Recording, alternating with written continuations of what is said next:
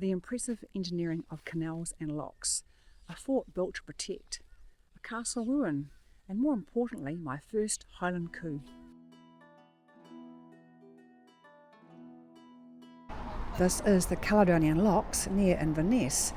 Built in the early 19th century, a chain of long, deep freshwater locks that form the Great Glen, a geological fault running across Scotland. From Inverness, the Caledonian Canal starts at Clachnahary on the Beauly Firth, linking locks to create a navigable waterway across Scotland from coast to coast. What's a loch? Or do I mean a loch? A loch is a deep freshwater lake. In Scotland, glaciers carved many during the Ice Age, leaving them long, narrow and strikingly deep. A loch? Well, a loch is a man-made chamber of stone walls and gates designed to lift or lower boats between the different water levels. The locks you see here at Muirtown allow boats to be raised or lowered between different levels of the Caledonian Canal. There are a total of 4 locks which form a staircase. Workshops and stores have been built. How does a staircase work? The gates at one end are open and the boat sails in. The gates are closed. The gates at the other end are open and the boat sails through them into the next lock chamber. It's a shame there's no boats coming up here right now. I'd quite like to see that in action. This is across the other side of the road bridge, and this walk takes us to the Beauly Firth end. Great Glen Ways, 34 kilometres of artificial cuttings connected locks along the Great Glen to make an inland shipping route between the east and west coasts of Scotland. This plaque was erected by British Waterways to commemorate the twinning of the Urquhart Canal, I'm sure that's how they say it in Sweden, Urquhart, with the Caledonian Canal, Scotland.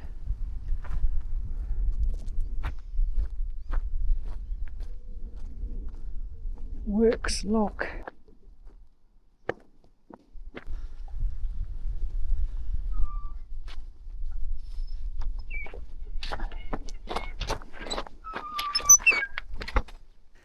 This is Clachnahary train station, a cute little station which opened in 1868 but closed in 1913 due to the nearby stop at Inverness station.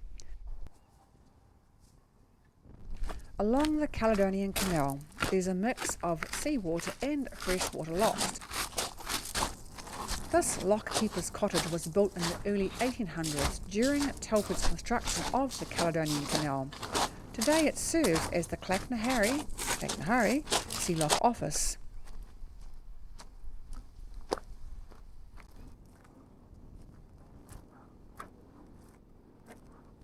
Clachnahary Sea Locks at the Inverness end, where we are now, connects directly to the Beauly Firth, which is seawater. You can see where all the weed has been washed into the shelves at the water level. This is a tidal lock designed to handle changes in sea level as well as separate salt water from the fresh water in the canal.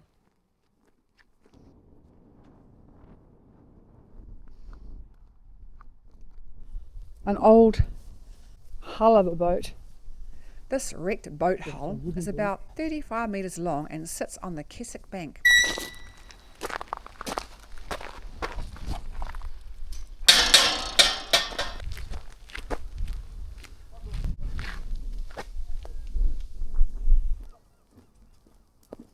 The tide goes out, see the witch's coffin. The Witch's Coffin is a crane foundation in the Merchant Nature Reserve. Visible at low tide, it looks like a dark coffin shape.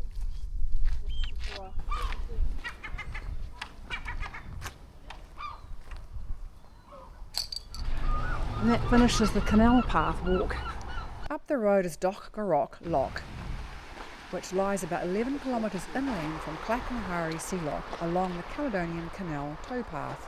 It is thought that the Great Glen Fault has caused around 60 earthquakes over the last 200 years. Most have been too minor to be noticed. One of the strongest recorded tremors occurred in September 1901 and its epicentre was right here in Loch. Loch Loch is a freshwater loch on the canal, raising boats from Clacknahari to Loch Four. Surrounded by scenic towpath, wildlife and views of Inverness, it's part of Telford's historic engineering legacy.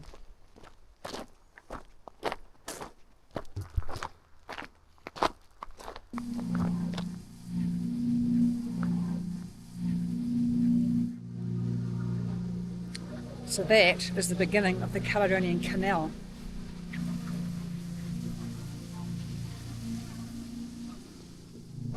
The locks are opening, so let those boats are. They're going, look. Well, that's good timing.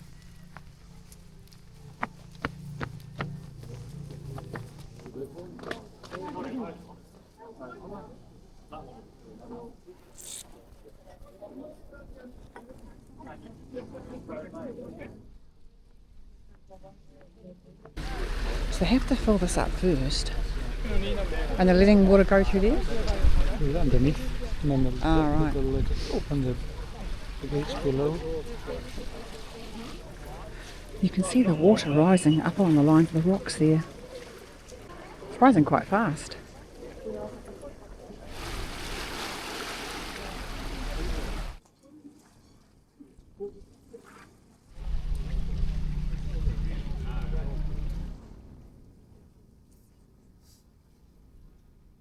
It's already underneath that arrow there. Everything. Here it goes.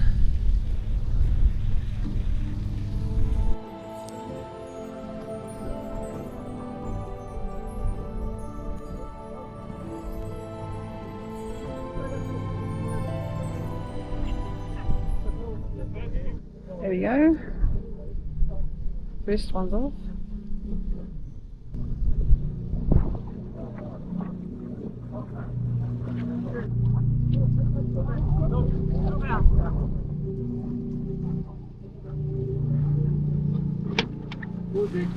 That was good timing. The Caledonian Canal. Loch Ness end, beginning of the Caledonian Canal. That was quite cool to see.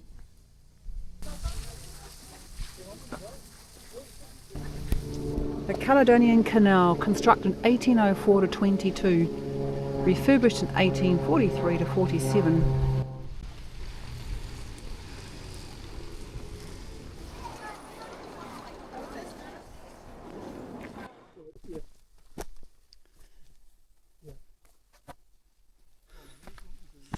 About a half an hour out of Inverness is the Fyrish Monument. It's mostly a hill walk, so I'm puffing already.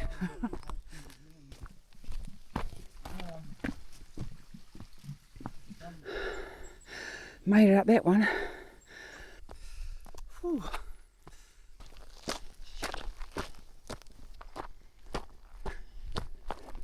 Whew. You think in Australia here, waving away the flies? OMG. I hope that's the top. So that's Finian's. Where Finian lives, that's, right. that's the farm, and that's the. This is all of theirs. They're Clan Monroe. Oh, that's the. Well, I couldn't have got a better day to come up here. Wow. It's beautiful. Looking out over Fyrish Castle, you're seeing the historic seat of Clan Monroe, whose chiefs have lived here for over 700 years. Like any hill walk, the view was always worth the effort. And there it is, the Fyrish Monument. What's the story behind the Fyrish Monument? It was completed over a period of 3 years, from 1782 to 1785. It took 360 workers to build it. What a stunning view, and against the skyline too.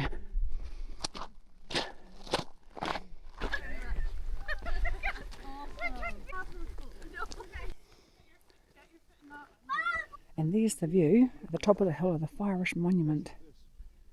The monument was built in 1782 by Sir Hector Munro, who had served in India. It marked his victories in India and provided vital work for locals during the hardship of the clearances. This is looking behind the monument to Wester Lealty and Ardross.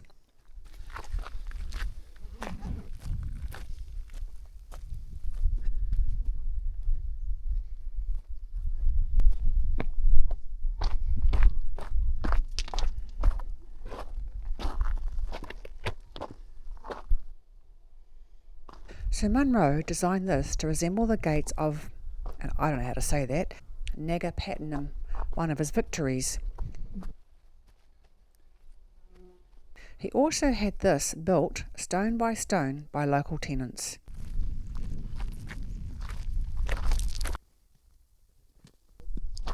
So this is the downhill walk now, which is easier.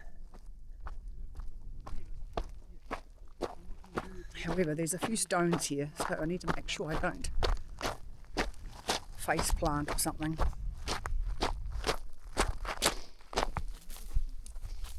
The contrast of the green with the purple. Quite pretty.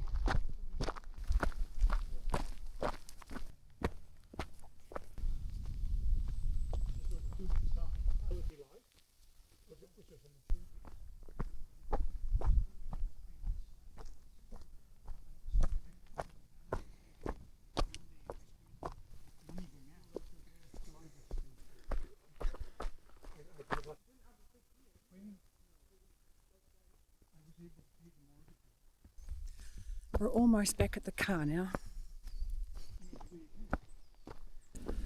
We're on our way now to Fort George. Welcome to Fort George, one of Europe's most outstanding fortifications and home to an exceptional collection of historical weapons. So Fort George is a large 18th century fortress to the northeast of Inverness. It was built to control the Scottish Highlands in the aftermath of the Jacobite Rising of 1745, replacing a Fort George in Inverness, constructed after the 1715 Jacobite Rising, to control the area. That would have been a massive moat back in the day.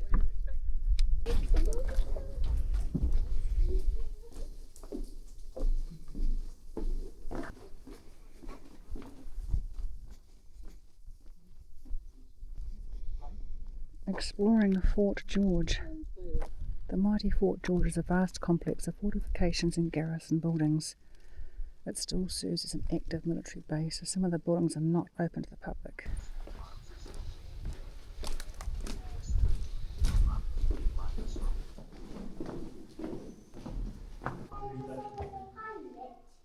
The guard room provided temporary accommodation for sentries when not at their posts. The guard here is a Seaforth Highlander in the year 1883. Built as bomb-proof barracks for use during a siege and now housing exhibitions and audio-visual displays.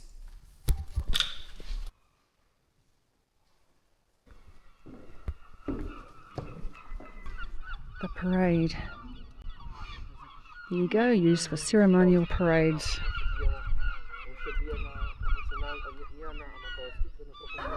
54 casemated barrack rooms, temporary blast-proof accommodation for the garrison in time of the siege, are provided beneath the north and south ramparts. Each vault was meant to hold up to 40 men.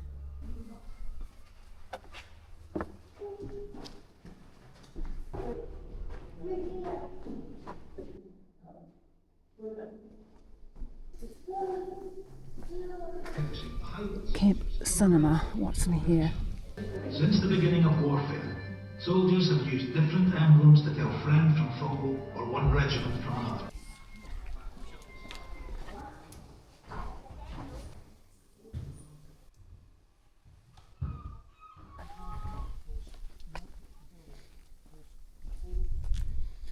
North Sallyport, one of the two side gates into the fort, through which the garrison could pass for sortie during a siege.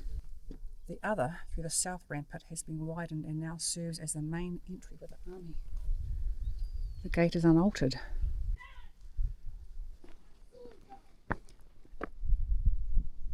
Over here is the museum. Highlanders Museum.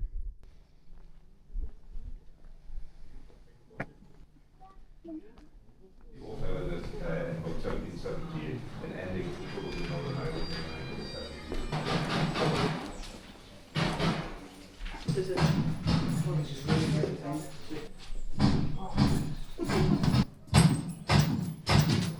Go Louise! Woohoo! That's impressive. Shoot! I am shooting.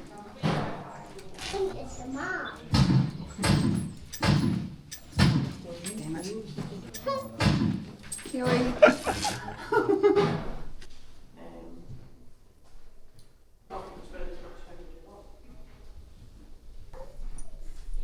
The medal room at Fort George showcases a remarkable collection of military medals telling stories of bravery, sacrifice and service across centuries of Scottish and British Army history.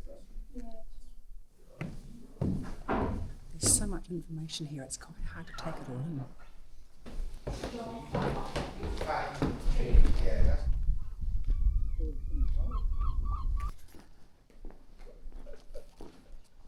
8 beats muster, 12 beats lunch, 5 beats dismiss. Oh, that's incredible. The current fortress has never been attacked and has remained in continuous use as a garrison. This block was built in 1763 and that block was built in 1757. Fort George was built to control the Scottish Highlands in the aftermath of the Jacobite Rising in 1745. Place is massive.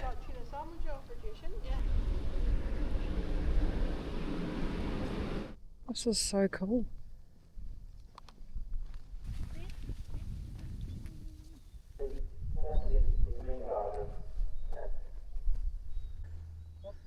It's a good view from up here.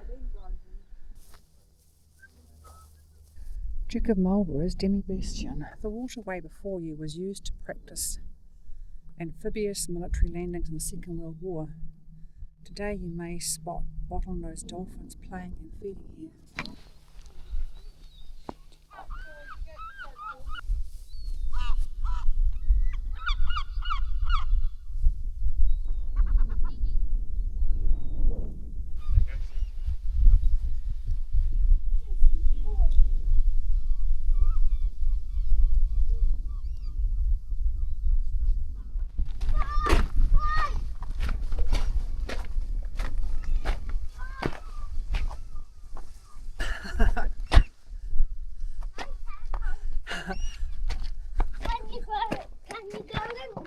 I can.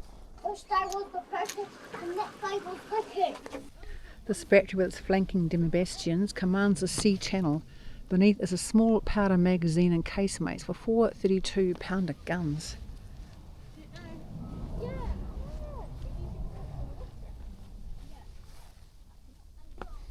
The Jacobite threat. The British Army won a cruising victory over Bonnie Prince Charlie's force at the Battle of Culloden in 1746. The government was determined there would not be another Jacobite attempt to restore the exiled Catholic Stuart. By the time Fort George was complete, Scotland was peaceful and the Jacobite threat had passed. The fort would never be attacked. It looks like you can get into it down there. Look, there's a footpath. Oh yeah. No, it's a big ramp. Oh.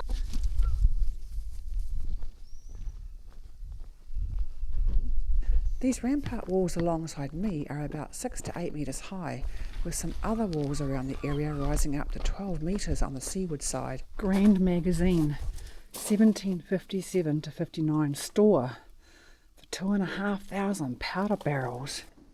Jeez. See, over here. Oh wow, so where are we? So you see that building in this trench? That's where we are. So all these buildings are Fort George. So that means we're in the trench.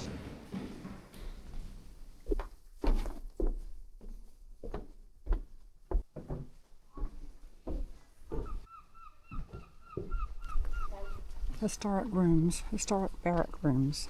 In 1792, Highlanders protested against landlords who were evicting tenants to establish sheep farming. Nearly 50,000 men served in the Seaforth Highlanders during the First World War.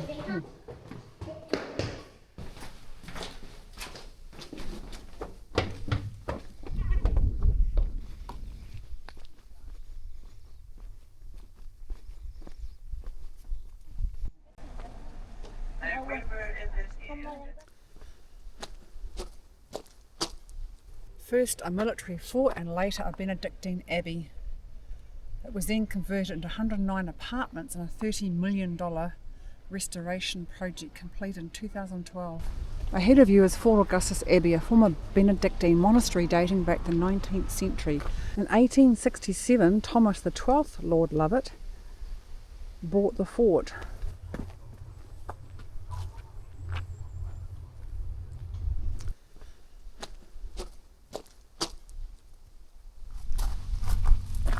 Monks' graveyard. Ever since their arrival, the monks had their own private burial place.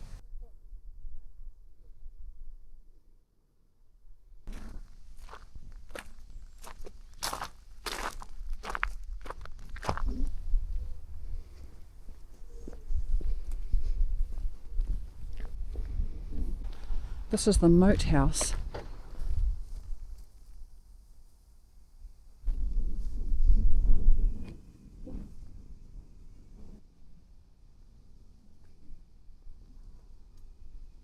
On the way to Urquhart Castle is the John Cobb Memorial. In 1952, John Cobb, holder of the world land speed record, stayed in Glen Urquhart whilst making an attempt on the world water speed records on Loch Ness. The local community erected the monument and plaque which overlooked the measured mile on Loch Ness, here 1 mile south of Urquhart Castle.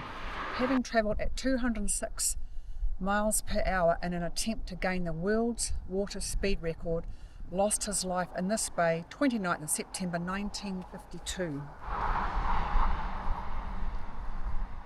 The first man to travel in water at over 200 miles per hour, but he never made it to the required second run.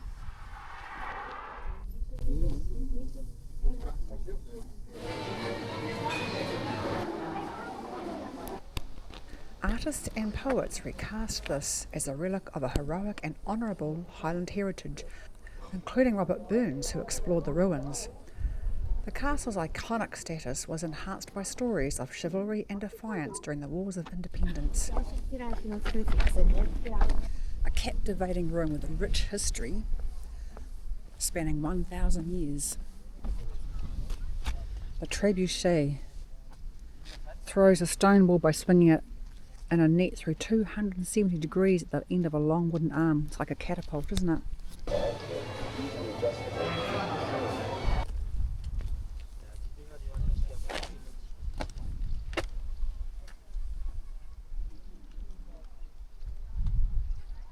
That would throw a fair-sized cannonball.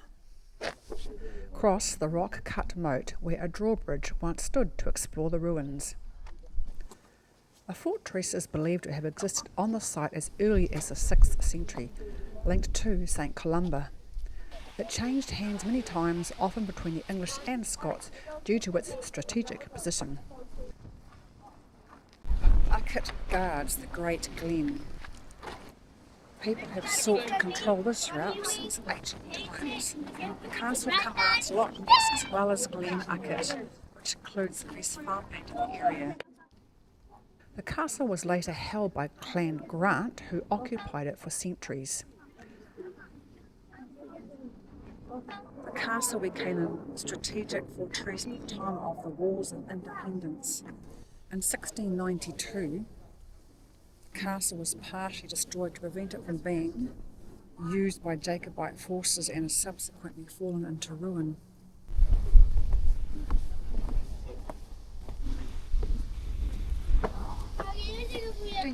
When MacDonald led force stormed Urquhart. Over the next month they systematically stripped the castle and Glen Urquhart of everything of value.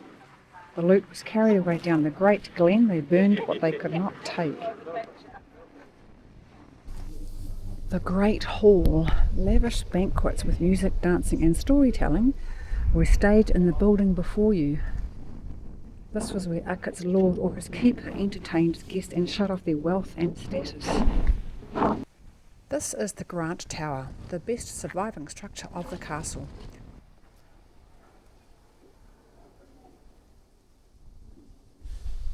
Look at that. The Great Hall and kitchens, once the heart of castle life. The new kitchen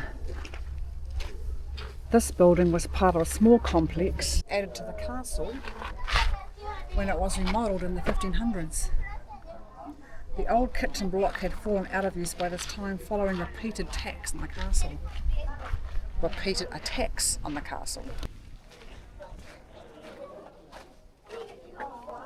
The Grant Tower.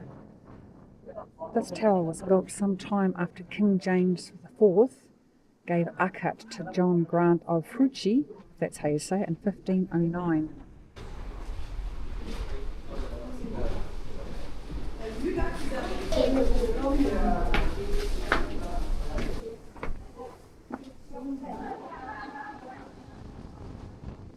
The private chamber, the Laird of Grant probably entertained close friends here on the first floor and his bed on the second.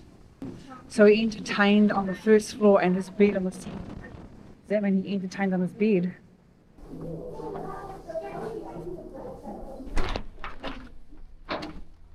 I can see they're snuffling. Whoa!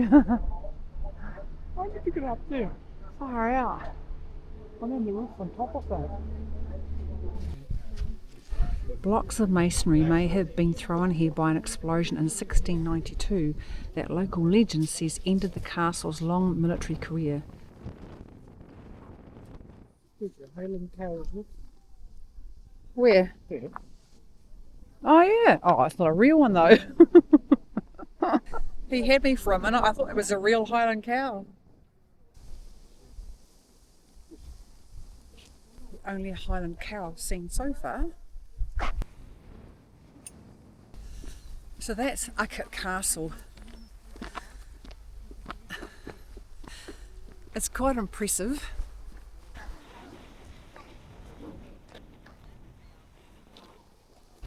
One last look.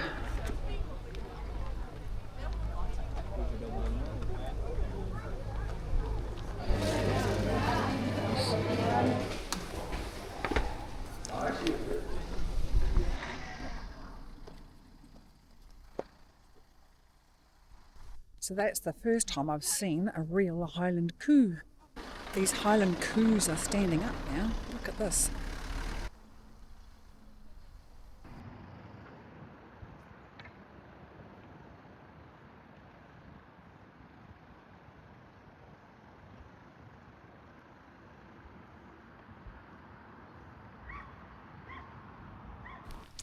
That's another one off the bucket list. I've now seen a Highland coo in Dromnadocket. I think I said that right. Thank you for watching. To join the journey, like and subscribe. I'll see you next time.